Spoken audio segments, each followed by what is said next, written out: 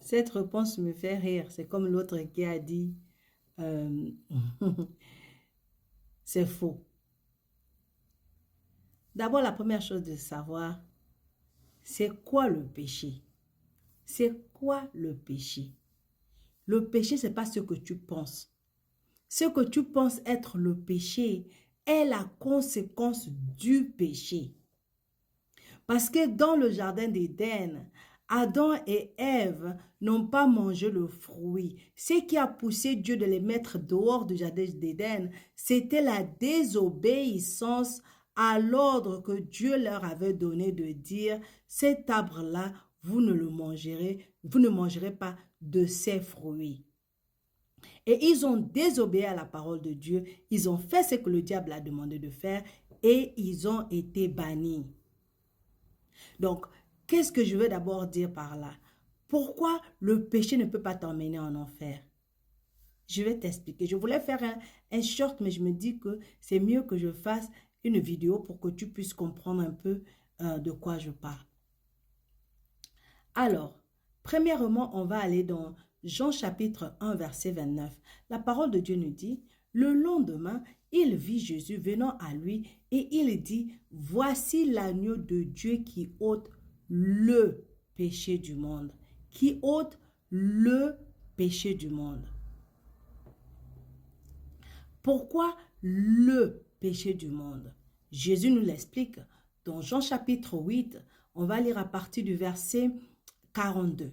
Il dit, non, on va lire à partir du verset 40. Mais maintenant, vous cherchez à me faire mourir, moi qui vous ai dit la vérité. J'ai entendu de Dieu, cela Abraham ne l'a point fait. Vous faites les œuvres de votre père. Ils lui dirent, nous ne sommes pas des enfants illégitimes, nous avons un seul Père, Dieu. Jésus leur dit, si Dieu était votre Père, vous m'aimeriez, car c'est de Dieu que je suis sorti et que je viens. Je ne suis pas venu de moi-même, mais c'est lui qui m'a envoyé. Pourquoi ne comprenez-vous pas mon langage? Parce que vous ne pouvez pas écouter ma parole. Vous avez pour père le diable et vous voulez accomplir les désirs de votre père. Il a été meurtrier dès le commencement et il ne se tient pas dans la vérité parce qu'il n'y a pas de vérité en lui.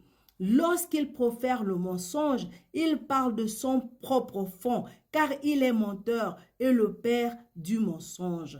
Et moi, parce que je dis la vérité, vous ne me croyez pas. Voilà la différence. La différence entre le péché, c'est quoi?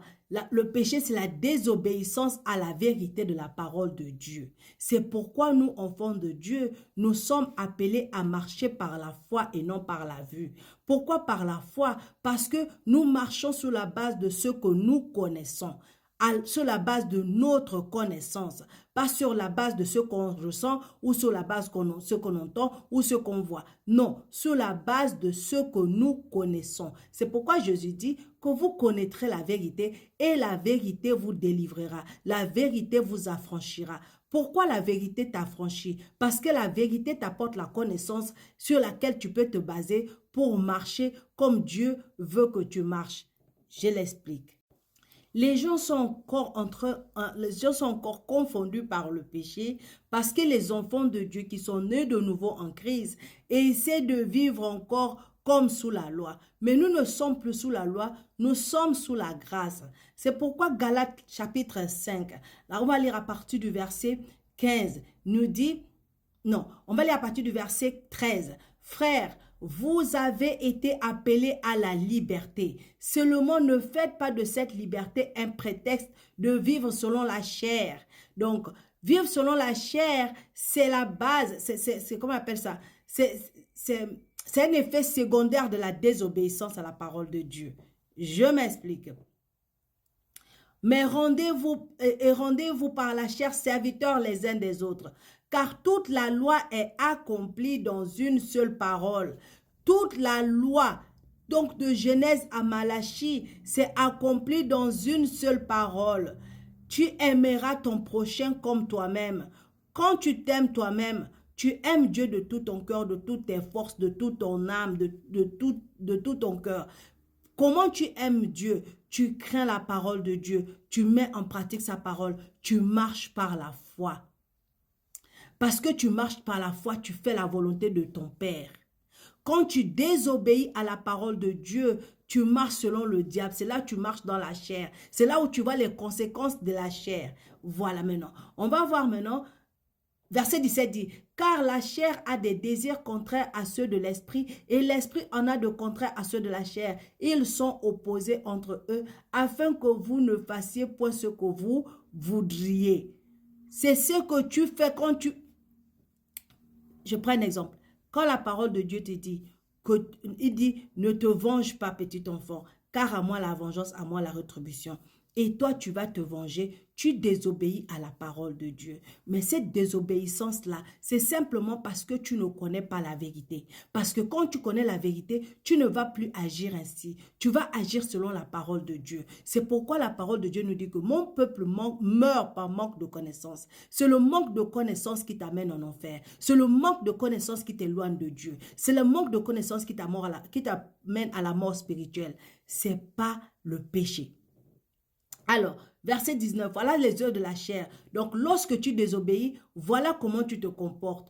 Or, les œuvres de la chair sont manifestes. Ce sont l'impudicité, l'impureté, la dissolution, l'idolâtrie, la magie, les inimitiés, les querelles, les jalousies, les animosités, les disputes, les divisions, les sectes, l'envie, l'ivrognerie, les excès de table, le vol, la tricherie, le mensonge, tout ce que vous appelez péché là. Ce sont les œuvres de la chair. Ce sont les œuvres, ce sont les effets secondaires que tu manifestes lorsque tu ne marches pas par la foi, lorsque tu n'as pas la connaissance de la parole de Dieu.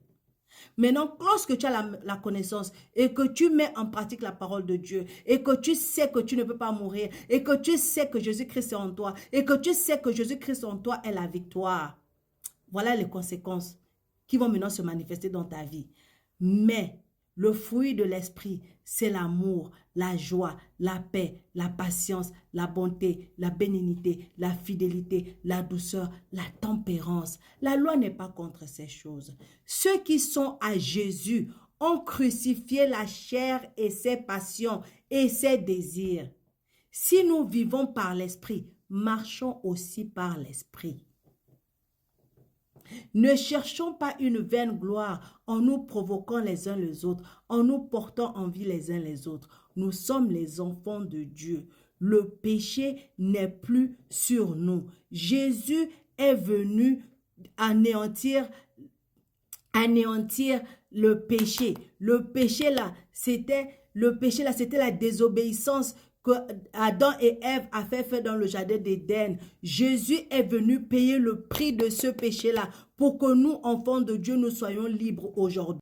C'est pourquoi 1 Pierre, chapitre 3, verset 18 nous dit, Christ aussi a souffert une fois pour les péchés, lui juste pour les injustes, afin de nous amener à Dieu, ayant été mis à mort quant à la chair, mais ayant été rendu vivant quant à l'esprit. Nous sommes des esprits. Nous sommes des esprits vivant dans un corps. Et ce corps est devenu l'habitation de Dieu. Donc, dans ce corps, tant que tu seras dans cette chair, tu ne peux pas être parfait. Mais la mort de Jésus à la croix t'a rendu parfait.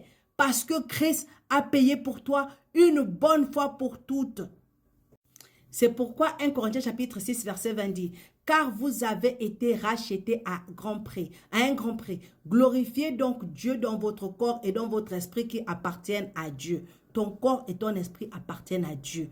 Ton corps et ton esprit appartiennent à Dieu. Parce que Jésus t'a racheté du prix du péché. Donc le péché ne peut plus amener un enfant de Dieu en enfer. Parce que tu es justifié. Pourquoi? Actes chapitre 13 verset 39.